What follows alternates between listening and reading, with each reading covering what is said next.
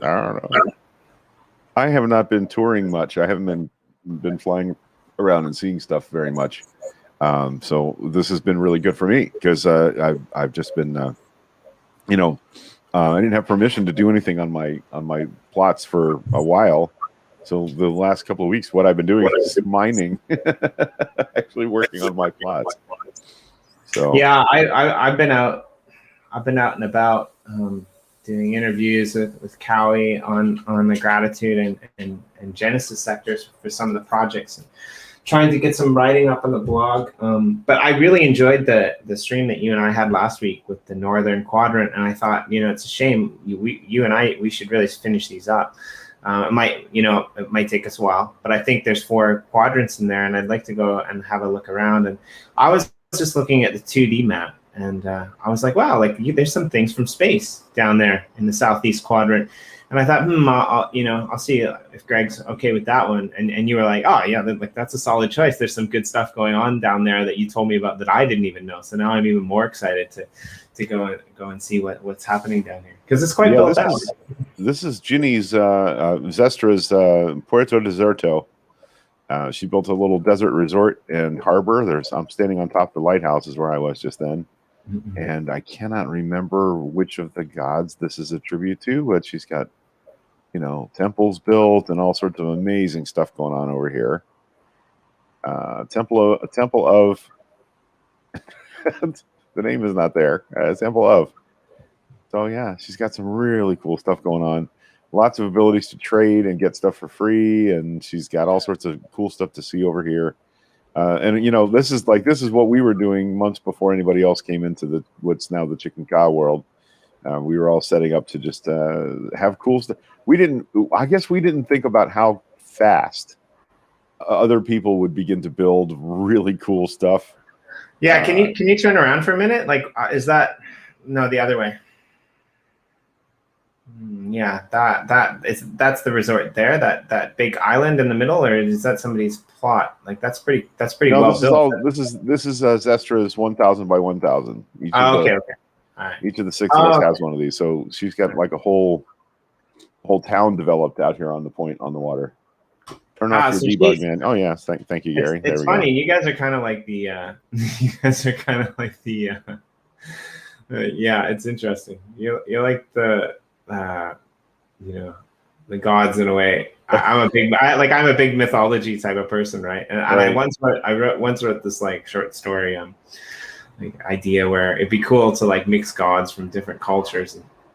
And this is before games came out that you would build civilizations and pit one civilization against another one, kind of in the name of old, right. The gods of Greece and Achilles and stuff like that. But it's funny because now I find out that Zestra is down there in the southeast, right? Of course, you're up there in the northwest with me, and I guess I'm with you, and so that's kind of cool. So one of the things actually, Greg, that I haven't had the chance to talk to you about, but one of the things that I've actually been doing is trying to interview in print as well, with some photos and some people in various places around the Uplift to populate the blog. So I'm hoping that at some point, you can give me some information about your plot up there in the northwest, and now Zestra down here with her little resort. It'd be really cool to write a dedicated post and put that on our blog. And I'd really like to do that. So. Yeah, I haven't done as much up there as I'd want to. There's a lot of stuff that I didn't get to because I got sidetracked doing other things for. Oh, cool! She's got an archery range in here. Oh, nice. That's pretty cool. And this is why we love Gary, because Gary's not part of the Chik'in 7, but he comes in with all of the thoughts and emotions behind what you guys have built, and he's gonna do it right. And I really love Gary, but yeah, he's gonna come in with and add to that. Yeah, our initial thing, the reason that we ended up with a Maya theme. I'm sorry, this mic stand is give me issues this morning. So it's a very heavy mic, and it just doesn't want to freaking stay anywhere near my face. That's what she said. The Maya quarter was because it was in a jungle environment is why we really don't intend for the entire theme of all of Chik'in Ka'ah to be Mayan. It's the first thing we built. So we have some other ideas about what to build in other areas. There will be more town centers. The Maya Quarter won't be the only one. It's just the first one.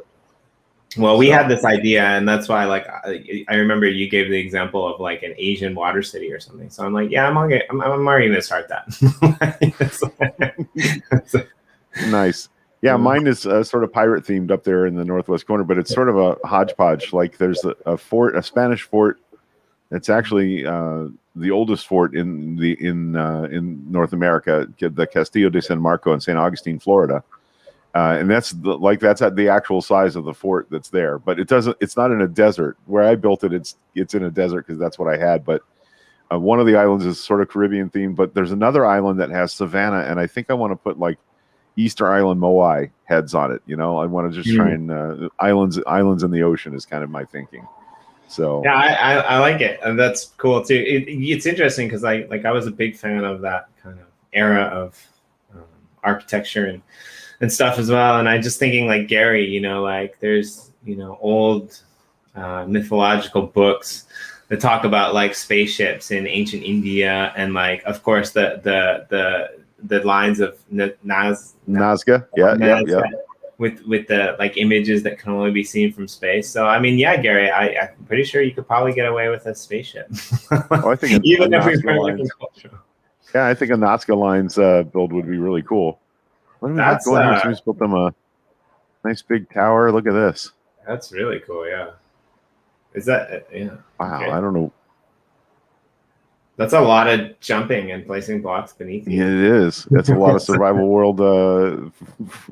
I see people jumping to their deaths all the time, and I thought people were just not figuring it out, but it turns out they're doing that on purpose to respawn, so they don't have to go all the way back to wherever they came from. Never anticipated that. I wish I knew whose build this was. Does it tell me on the map? Let me see. Let's see. And it doesn't really say who it belongs to, does it? There's a way to look that up, but I don't know what the story is there. Yeah. Oh, well. I don't know. Somebody over here has got a portal.